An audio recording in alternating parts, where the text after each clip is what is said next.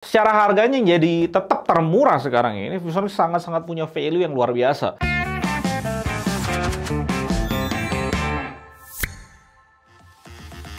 Karena sangat idealnya dan bagusnya segmen monitor 27 inch QHD Gaming IPS, terutama di harga 4 jutaan, tentu banyak banget yang tanya monitor satu ini, ViewSonic XG2705 2K. Sengaja gue review ulang dari sebelumnya, karena banyak yang tanya ya, mending mana ViewSonic satu ini atau AOC Q27G2S yang bagus itu, yang bersaing dengan Xiaomi 27 inch QHD Gaming. Di sisi lainnya, gue salut juga sih sama ViewSonic.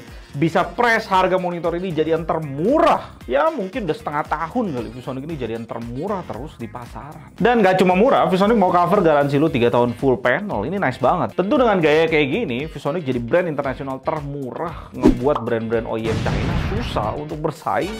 Atau yang mendekati harga ViewSonic ini, goodbye lah brand OEM itu. Ditambah lagi monitor ini bener-bener paket yang lengkap.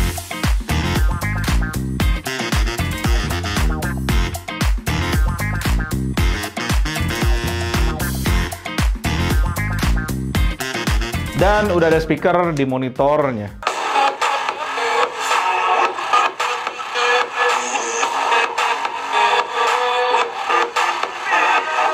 Speakernya sih udah kenceng dan clear, bukan yang mendem, tapi memang dynamic range-nya kurang luas ya kalau dipakai untuk denger-denger lagu ya. Ya cukup aja sebenarnya. Untuk dengar podcast masih bisa diterima lah. Ada 3 pengaturan motion blur dari ViewSonic, dan gue saranin kalian pakai yang advance karena ultra fast udah overshoot. Setelah gue bandingin dengan yang lain, ViewSonic ini punya panel yang paling lambat dari semua monitor yang kita udah tes di segmen QHD Gaming. Kalian bisa lihat UFO-nya yang keluar dari ViewSonic itu blur, dan bayangan di belakang UFO-nya paling panjang daripada yang lain.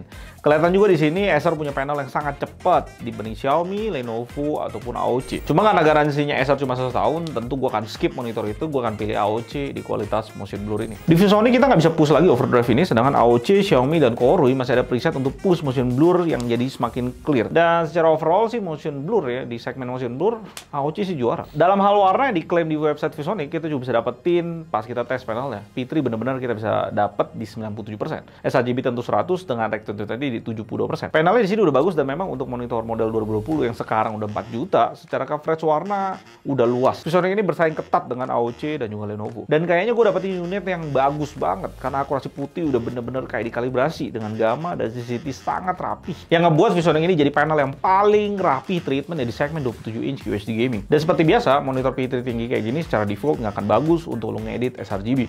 Sebaliknya, ketika lo pakai untuk ngedit P3, panelnya sangat-sangat bagus dan sangat akurat di 3 delta E. Dan kembali, ViewSonic ini jadi monitor paling akurat di P3, bahkan mengalahkan jawara kita selama ini di segmen yang sama, Xiaomi 27 inch Gaming. Di monitornya udah siapin kita OSD sRGB yang sangat-sangat disayangkan banget. Ini cuma gimmick, karena ViewSonic nggak benerin apapun di preset ini. sRGB tetap oversaturated, dan tentu ini jadi nilai yang minus banget dibanding AOC Q27G2S ataupun Xiaomi QHD Gaming, yang dimana mereka mau treatment panelnya dengan lebih baik. Dan ini sebenarnya gue udah prediksi terjadi kayak gini, karena terakhir kita review Lenovo G27Q20. Di sana juga preset sRGB-nya nggak jalan, nggak fungsi untuk limit sRGB, dan dari yang sudah-sudah, gaya ViewSonic seringkali mirip sama Lenovo, mungkin satu pabrik maybe. Jadi ya gue udah feeling ini akan terjadi, dan bener aja kita udah confirm hari ini. Dan karena panel awalnya udah di treatment dengan sangat bagus, pas gue coba kalibrasi manual pakai settingan ini dengan target 200 nits, hasilnya malah lebih buruk dibanding settingan default, karena preset user nggak di treatment bagus ya dari pabriknya ViewSonic. Gue juga coba full kalibrasi pakai Kalman dan create ECC profile, hasilnya nggak beda jauh ya sama bawaan pabriknya ViewSonic untuk display P3. Dan untuk sRGB ini hasil maksimalnya. Dan nggak lupa ECC profile bisa kalian download di deskripsi di bawah. Kontras keluaran monitornya kembali lagi sedikit struggle untuk capai standar IPS yang 1000:1.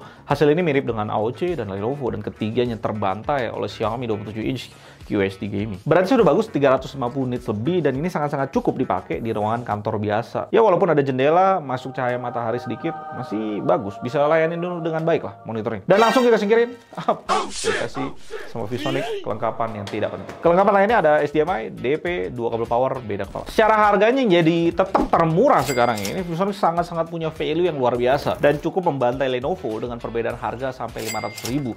Dan Lenovo yang lebih mahal kayak gitu, value lebih dari ViewSonic di sini ya cuma garansinya yang bisa dijemput. ViewSonic nggak bisa. Sayangnya ViewSonic punya gimmick di panelnya, di preset sRGB, di OSD-nya, dan motion blur-nya paling nggak clear. Jadi nambah 300.000 untuk dapetin AOC Q27G2S tetap harus kalian pertimbangin kalau kalian mau pakai ngedit dan gaming yang lebih kompetitif. Karena jelas panel AOC jauh lebih bisa diandelin dan jauh lebih bervalue secara keseluruhan dibanding cuma sekedar 300.000. Dari ketiganya gue cek panel bit depth-nya sama ya, dan semuanya model 2020, jadi kita tahu AOC tetap unggul dengan kualitas panel yang lebih atas. Di sisi lainnya, kalau kalian memang nggak peduli sama hasil data warna yang gue sampaikan tadi, atau lu bukan orang yang main game kompetitif ya, tapi lu butuh monitor yang secara overall udah luar biasa, secara value dan termurah, ya ViewSonic ini terbaik di kelasnya. That's it. Dan kalau kalian mau support gue, bisa belanja pakai link di deskripsi di bawah. Thank you buat itu. Gue Aldo dari GTD, sampai jumpa dan tetap